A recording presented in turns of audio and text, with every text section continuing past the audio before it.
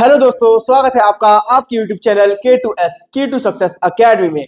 Already हमने human I and the colourful world को one shot के अंदर खत्म कर दिया है। अगर आपने अब तक नहीं देखा है तो जाओ, लिंक डिस्क्रिप्शन में है, जाके चेक करो। आज हम करने जा रहे हैं उसी चैप्टर के मोस्ट इंपॉर्टेंट क्वेश्चंस। जैसे हमने बाकी सारे चैप्टर्स में करा था कि चैप्टर खत्म करके वन शॉट के अंदर उसके इंपॉर्टेंट क्वेश्चंस कर रहे थे।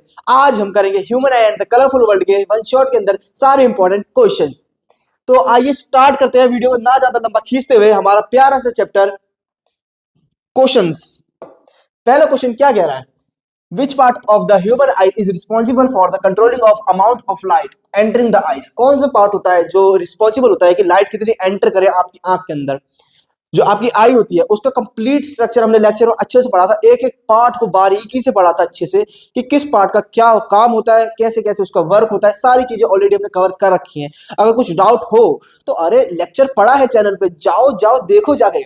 फिर भी एक बार रिकैप यहाँ क्वेश्चन के साथ दे देते हैं, जब क्वेश्चन आया है तो कर ही लेते हैं साथ में कि कौन सा पार्ट रिस्पॉन्सिबल होता है। सबसे पहला ऑप्शन आपको दे रहा है कॉर्निया। कॉर्निया क्या होता है? ये जो आपकी आंखों के ऊपर लेयर चढ़ी होती है ना, ये पूरी व्हाइट सी जो लेयर चढ़ी होती है, एक पन्नी सी पन्नी की तरह पतली परत चढ़ी होती है, एक ट्रांसपेरेंट लेयर चढ़ी होती है ना आंखों के ऊपर, जो डस्ट को रोकती है, कोई गंदगी अगर आंखों में चली जाए उसको सेव करने के लिए।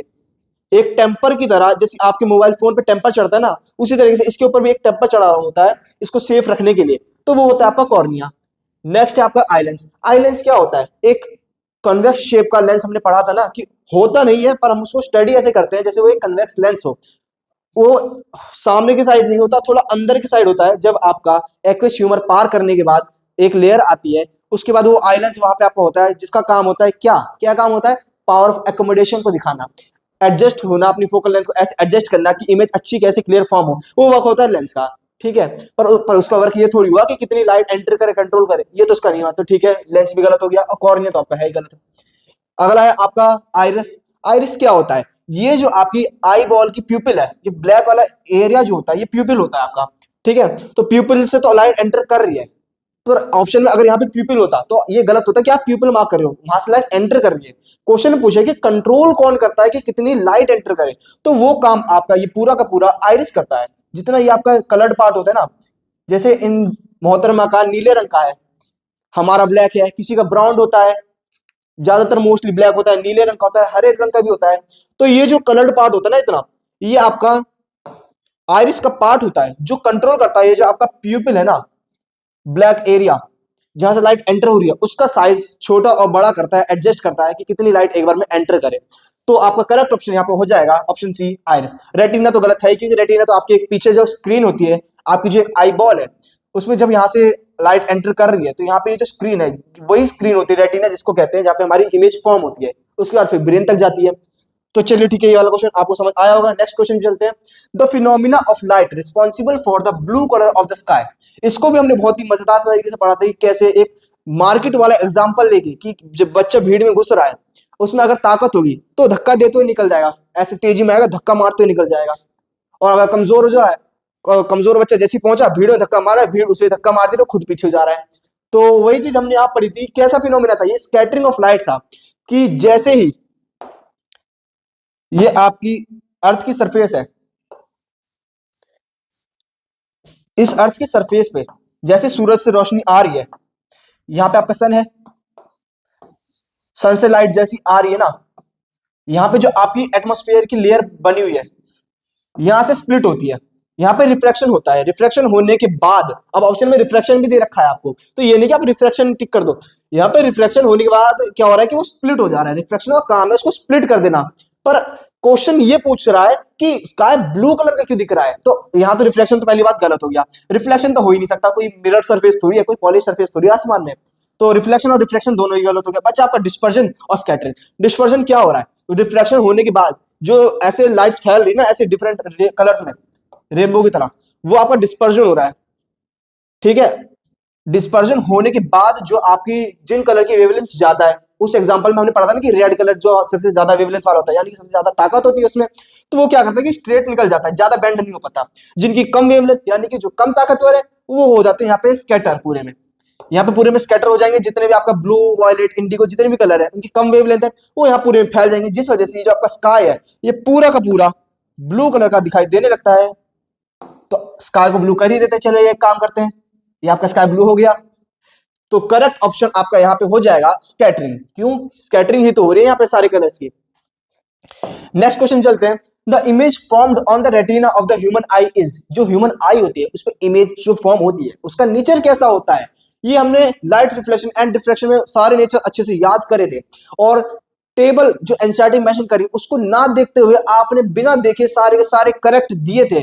उसी हिसाब से एक बार यहाँ भी नजर मारो। हमने क्या बोला था कि यहाँ पे हम ना जो लेंस है हमारा आई लेंस जो है, क्रिस्टलाइन लेंस जो है, उसको हम कन्वेक्स लेंस की तरह ट्रीट करेंगे। तो चलिए एक बार फिर से समझते हैं।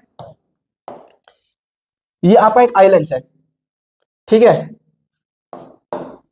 तो हमने क्या पढ़ा था कि अगर एक्चुअली इमेज जहां फॉर्म होनी चाहिए, अगर यहां से ऐसी रेज आ रही हैं, रेज आने के बाद एक्चुअली जहां इमेज यहां कहीं फॉर्म होनी चाहिए थी वहां पे इमेज फॉर्म हो रही है, यानी कि बिहाइंड द लेंस, लेंस के पीछे की साइड बन रही है, तो वो बन जाएगी आपकी रियल इमेज।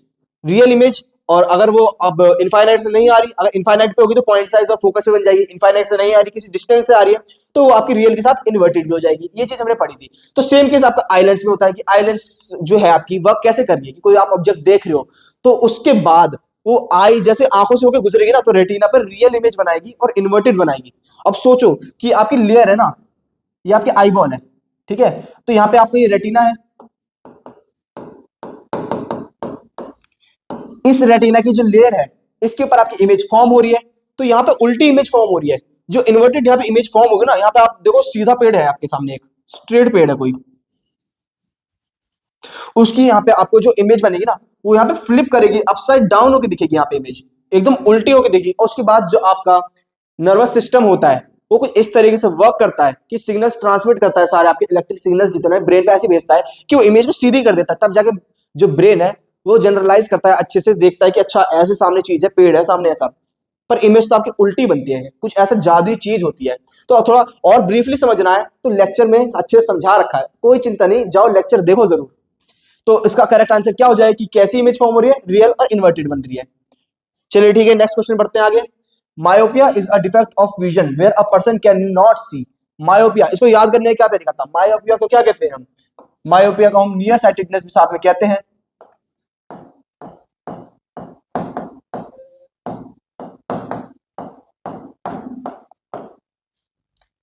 मायोपिया को आप नियर साइटेडनेस क्यों कहते हो?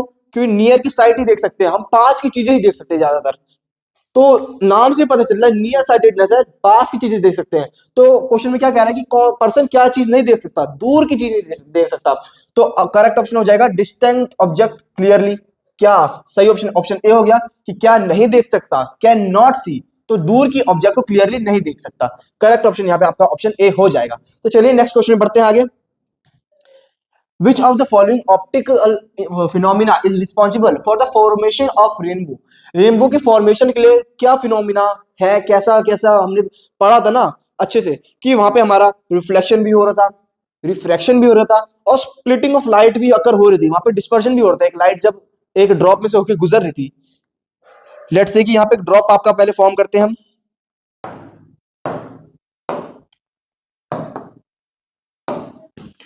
ये आपके एक वाटर ड्रॉप है, ठीक है।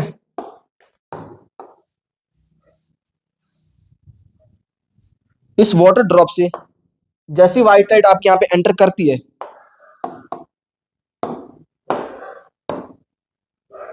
ये आपकी व्हाइट लाइट एंटर करी, तो यहां से सबसे पहले क्या होगा कि यहां से रिफ्लेक्शन होगा, मीडियम चेंज हुआ, एयर से जाएगी वो ड्रॉप के अंदर, यहां से हो गया रिफ्लेक्शन।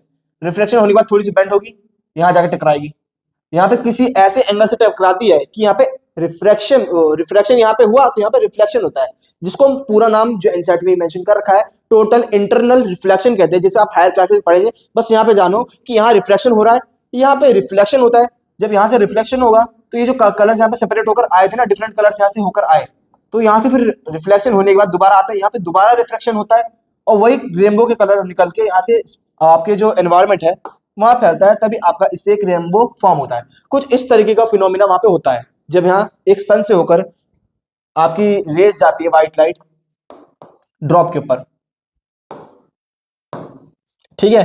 तो करेक्ट ऑप्शन क्या हो जाएगा? Reflection, dispersion, total internal reflection, refraction, diffraction और स्कैटरिंग, डिस्पर्जन, रिफ्रैक्शन और टोटल इंटरनल रिफ्लेक्शन, या फिर स्कैटरिंग, रिफ्लेक्शन, डिफ्रैक्शन।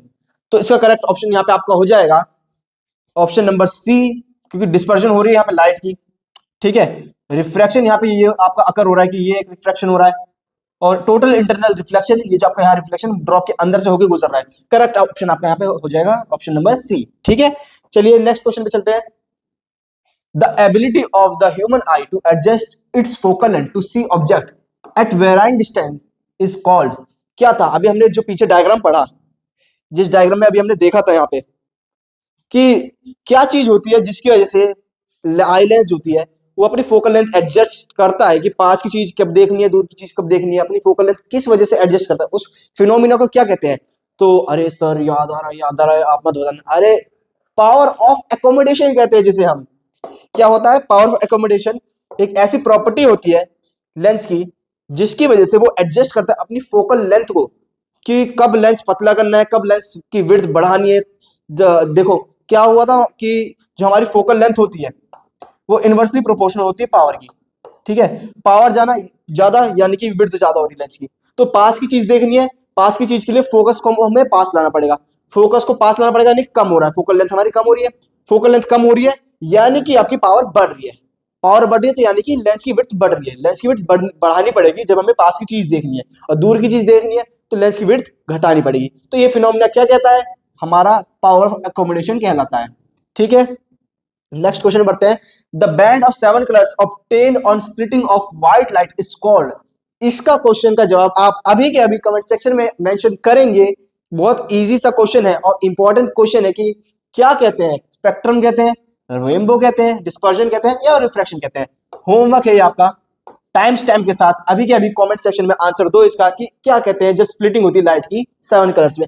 और हाँ ये भी मेंशन कर देना कि वो जो बैंड हमारा रेडी होता है उसको हमने ट्रिक से याद करा था, जिसमें हमारे सातों के सातों कलर को हमने एक ऐसे वे में अरेंज करा था कि एक एक छोटा सा अजीब सा नाम बना था। हाँ वही वही जो आपने अभी सोचा ना, वही चीज है। अभी जाओ कमेंट सेक्शन में मेंशन कर दो जाके। चलिए नेक्स्ट क्वेश्चन बढ़ते हैं। Presbyopia is generally corrected by using. Presbyopia कैसे यूज होता है? देखो मायोपिया आपका नियर साइटेडनेस हो गया, हाइपरमेट्रोपिया आपका फार साइटेडनेस हो गया। प्रेस बायोपिया क्या पढ़ा था हमने? प्रेस बायोपिया होता है आपका जो दोनों का कॉम्बिनेशन होता है, जिसमें दोनों चीजों की दिक्कत आती है। वीक जो ओल्ड एज हो जाते हैं तो उसके बाद जो सिलेरी मसल्स होती है ना आपकी, वो हो जाती है वीक। जो ओल्ड एज इंसान होता है उसकी सारे हाथों पैरों की मसल्स हो जाती है वीक। तो सिलेरी भी तो मसल्स हैं जो वर्क कर रही है आपकी पावर ऑफ अकोमोडेशन करने में, आपके आई को कंट्रोल करने में। वो सिलेरी मसल्स तो वो भी वीक हो जाती है, जिस वजह से वो दूर के और पास की चीजों के हिसाब से अपने लेंस को एडजस्ट नहीं कर पाता, वहां पे पावर ऑफ अकोमोडेशन वाला फिनोमिना अगर नहीं हो पाता, जिस वजह से हमको जो बीमारी वहां पे फेस करनी पड़ती है वो आपका प्रेस बायोपिया कहलाता है। उसको करेक्ट करने का क्या मेथड होता है कि हम वहां पे या तो कनकेव लेंस पहने या कन्वेक्स लेंस, दोनों चीज एक साथ पहन ले। कुछ लोग होते हैं कि दो दो गॉगल सकते हैं, कि एक पहन रखा है दूसरा से गले में टांग रखा है कि जब दूर की चीज देखनी है तो आपने उसी हिसाब से पहन लिया। और कुछ लोग क्या करते हैं कि डबल बाईफोकल लेंस बनवा लेते हैं, जिसमें आपका कनकेव लेंस और कन्वेक्स लेंस दोनों ही वहां पे ऊपर नीचे एडजस्ट करे जाते हैं। तो करेक्ट ऑप्शन क्या हो जाएगा? इसको करेक्ट कैसे करा जाता है? बाईफोकल लेंसेज की मदद से। चलिए नेक्स्ट क्वेश्चन की तरफ बढ़ते हैं।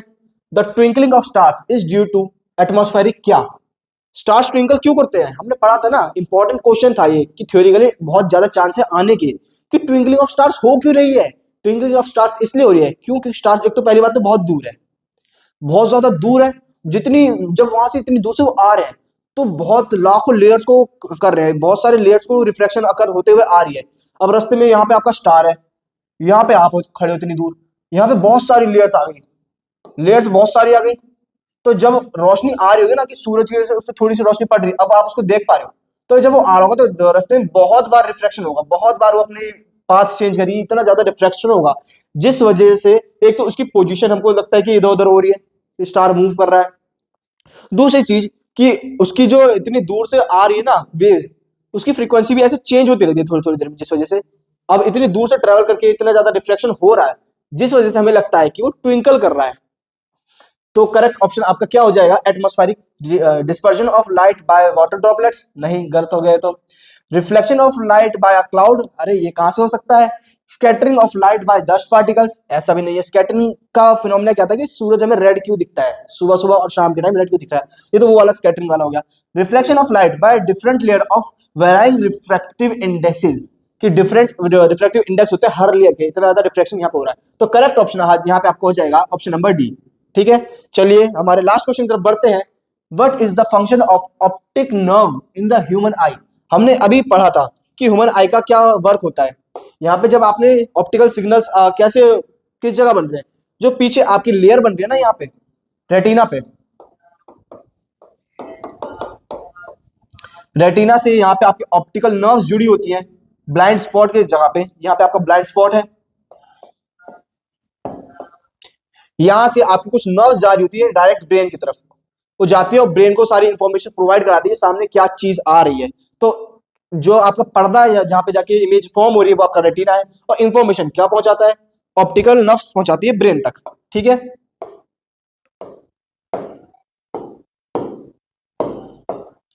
तो यहाँ पे करेक्ट ऑप्शन क्या हो जाएगा आपका, what is the function of optical nerve? क्या काम होता है? इंफॉर्मेशन पहुंचाना, ट्रांसमिट करना इलेक्ट्रिकल सिग्नल्स को ब्रेन तक, बस यही तो काम होता है, सिंपल सा।